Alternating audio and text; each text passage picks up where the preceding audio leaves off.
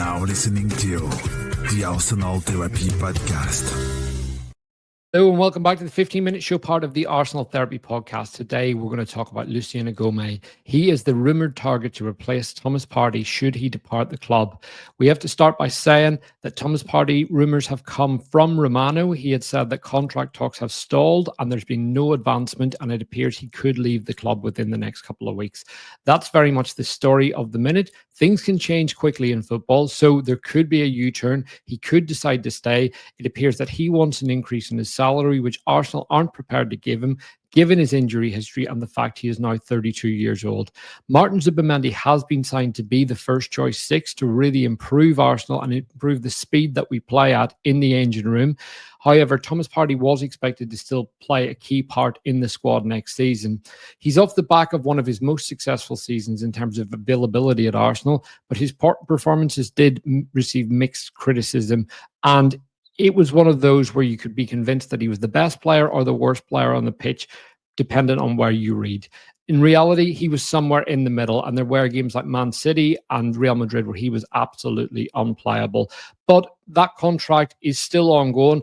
Things can change quickly, as I said, so let's keep an eye on that. But we are here to talk about Lucien Agoumé, who is reported to be available for around 20 million euro this summer. Sevilla finished 17th in La Liga last season, and as a result, he's available for that price due to their financial position. So that's around £17 million, which is an absolute steal for a player of this quality. But who is Lucien Agoumé? So he's just turned 23 this season. He's currently away with France under 21s playing at the Euros. Star in there. He's one of those that just slid into the category. He is older than a lot of players that will be playing in that tournament. For example, Ethan Waneri, he's over 5 years older than Ethan. But he is absolutely tearing it up in that tournament. Really impressive for France. He's tall, 185, so he's around 6'1", 6'2", and he's someone that who's very, very physically imposing and dominant in the centre midfield position, very much a number 6 or a true centre midfielder who can also operate in a double pivot. But just looking at his FB chart and where he ranks, one of the things that you can see is the percentage of dribblers that he's tackled. It really, really stands out off the park. He's very good at getting in there, making tackles, winning the ball back. And you can see that again with tackles and interceptions. So he does very well at winning the ball back for his team. He ranks in the 96th and 97th percentile for those. And tackling is one of his key strengths. You can see his passing numbers, progressive passes around the 73rd and successful take-ons. He is someone who does look to go forward as well, which 73rd percentile for a centre midfielder playing 6 is reasonable. It's one of those, it's very hard to judge in that because a lot of passes from a 6 will go sideways. They'll go backwards as well. They have to keep the ball moving. They have to keep the tempo going. And that's something why we will always see mixed numbers there. But his defensive numbers rank very, very highly, and touches 64th percentile. Now, this is an interesting one because Sevilla averaged around 45% possession last season, a very, very low possession number.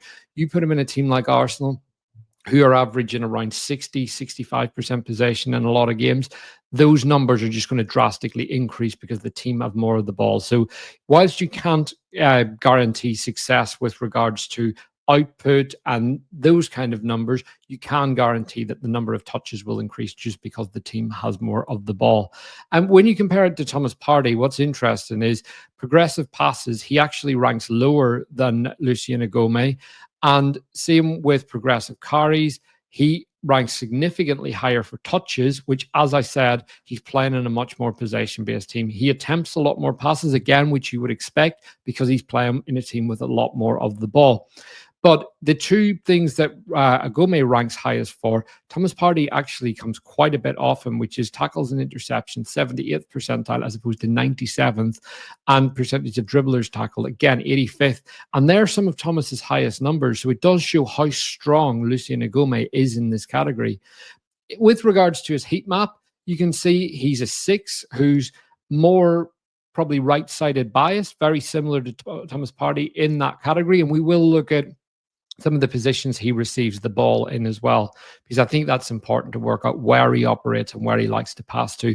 But his highest frequency is in and around that right half space, getting down. He will receive between the lines, in between the centre backs, and you will see him veering more to the right than he does to the left. So, but we talked about his interceptions. That's the first thing that really jumps off. He's someone that can win the ball back very high for his team. This is a great example of one.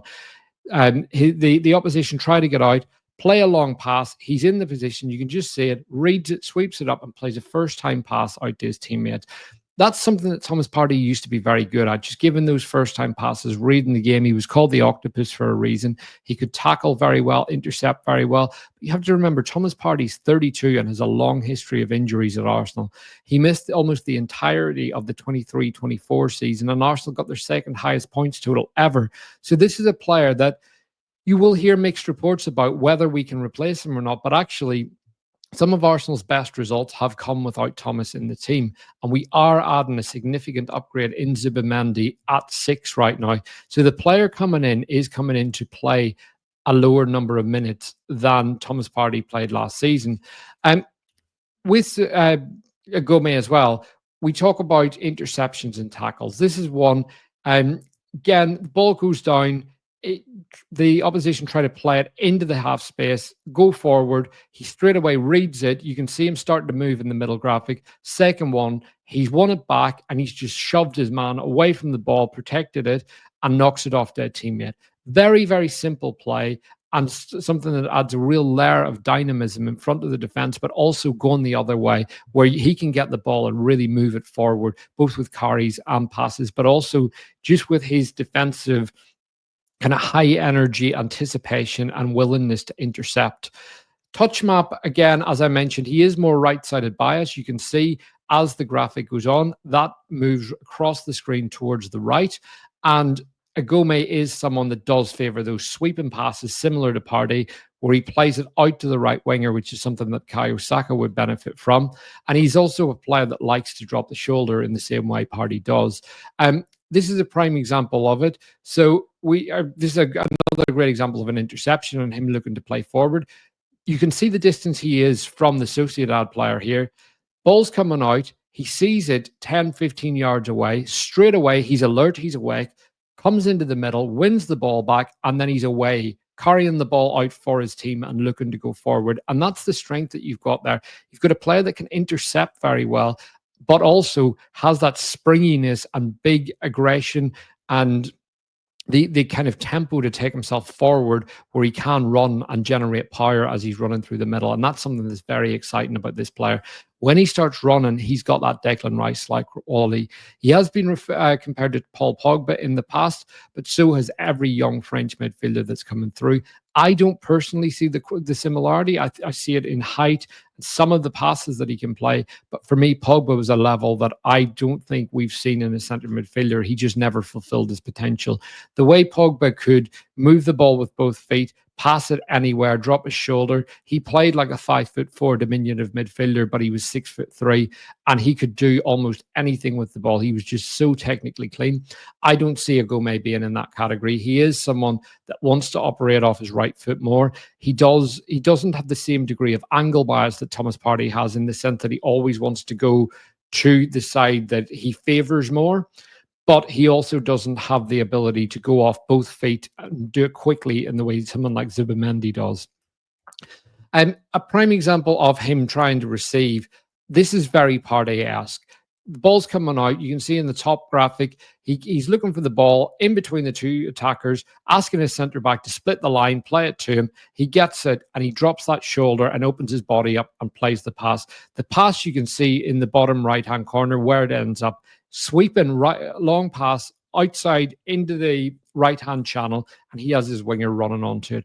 Now, it's not often we see Arsenal getting this level of space. So that's something that we always have to be aware of when we project talents into how they'll fit in. But he is a player that wants to look up. He wants to look forward. He wants to play in an attacking sense in the same way as Thomas Partey does. And this is why I see him as being a player that could come in and offer a really good replacement for him now. And I think the key is the energy, the ability to look forward, the way he receives the ball. I don't think he's as clean as Thomas Partey in the way he receives it. Thomas Partey can throw men to the floor by simply dropping his shoulder. Not many people can do that. Not many people have ever been able to do that. It's an unbelievable body movement that he has. He can manipulate the ball without touching it. And one of the other players that could do that was Sergio Busquets, but very, very few can. Thomas Partey is very good at it. I think Lucien Agoumé is a player who can receive by dropping the shoulder, opening his body, and giving himself angles to pass to. Declan Rice does receive a bit harder and firmer on and then quickly turns. That's where he gets criticism. It's not as aesthetic. It's not as quick in the way he turns and receives. But with Agoumé, you can see even in this, the way he shapes his body, he's shaping it to drop that shoulder and go right. He's not looking at the left-hand side even before he receives it. This is another lovely bit of play, and this is actually him going on the left-hand side. Ball's coming up. His centre-back wins the header, sees that ball coming, and you can see in the middle graphic, he's already scanned the pitch, he's looked around him, and he's turned, dropped that shoulder, doesn't touch the ball, until it's already past the man. He then beats his man and pops that pass off very simply to a teammate. That's something that we don't have with Thomas Partey right now, is that power to run. We see him slowing down. We see him looking uncomfortable. He's got a couple of sprints in him game. With someone like Agoumé, you've got fresh energy and fresh legs. The question is how much the club actually want to invest, because if Thomas Partey is going to move on this summer, we need to bring someone in anyway. It's whether it's a 6'8", or an 8, and we get other players to cover. But if we were looking at a 6, he is one of the options we should definitely be in the market for because of things like this. These are things that we no longer see Thomas Partey do. We used to see these things from him, but naturally he's got older and he's had to adapt his game with his body slowing down. But there seems to be a section of the fan base that keeps showing comps from 22, 23 that are failing to recognize that was almost 3 years ago, and he is significantly older now and in the twilight years of his career. With regards to his minutes, this was something that I looked at because we will be looking at this player to come in essentially as a Jorginho replacement, because Zubimendi was coming in as the big signing in midfield to almost jump ahead of Thomas Partey in the pecking order. So I thought I would do a comparison of the 4 players' minutes. Jorginho last season only played 15 league games. He played 702 minutes. He was subbed on 6 times, subbed off 6 times, and played full 90s on 3 occasions. So when you look at it, it was 9 starts he made in the Premier League. That's not a lot of game time. And even when you look at the sheer number of minutes he played, it's very, very low. Compare that to Zubimendi. He's played almost 3,000 minutes. He's played over 160 minutes more than Thomas Partey last season, and that was Thomas's most used season. So Zubimendi is a player that's fairly robust, is able to play minutes, is able to handle the intensity of a season, and it will be interesting to see how he manages it in the Premier League, because it is a much quicker, much more intense league than La Liga. But with Agoumé, he played just over 2,100 minutes.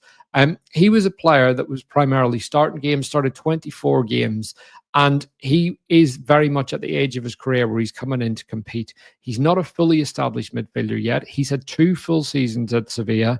Last year, the season before, he only played 12 games. A couple of years in France, where he was playing for mid-table to lower-table clubs.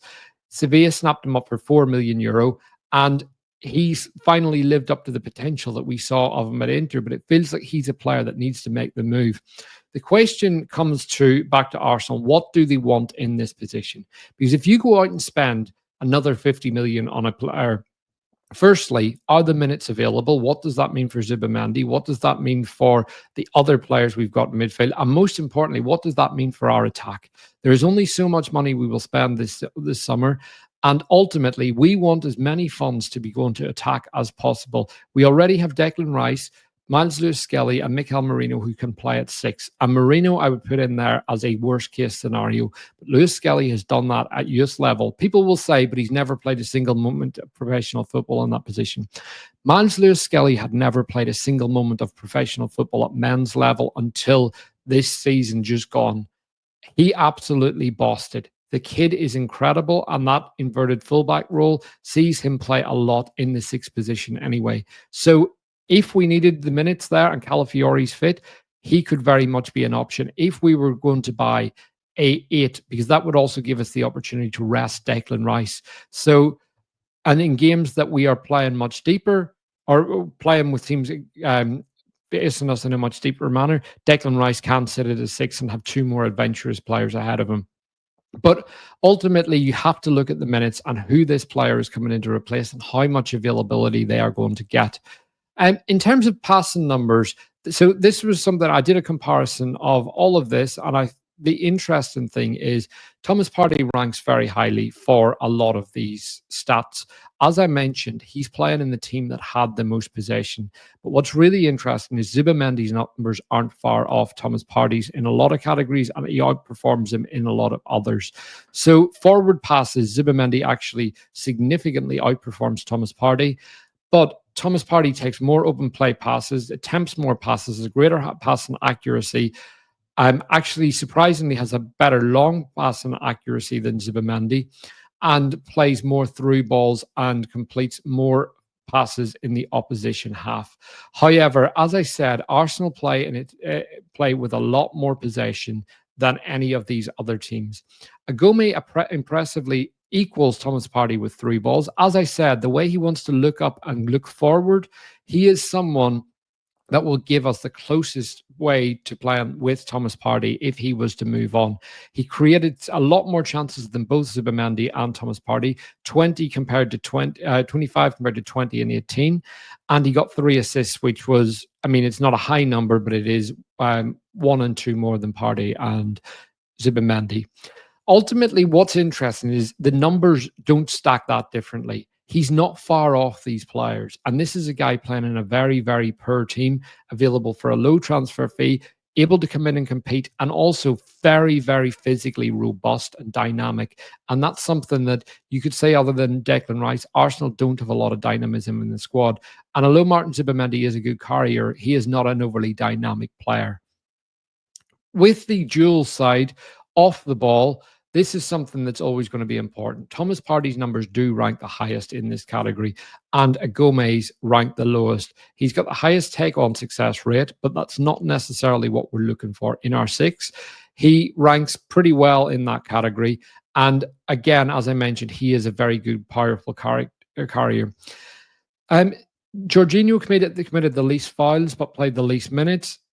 With Agoumé, he does commit a lot of fouls. He committed 49 fouls last season, which is high when you consider that he played a lot less minutes, almost 800 minutes less than Zubimendi.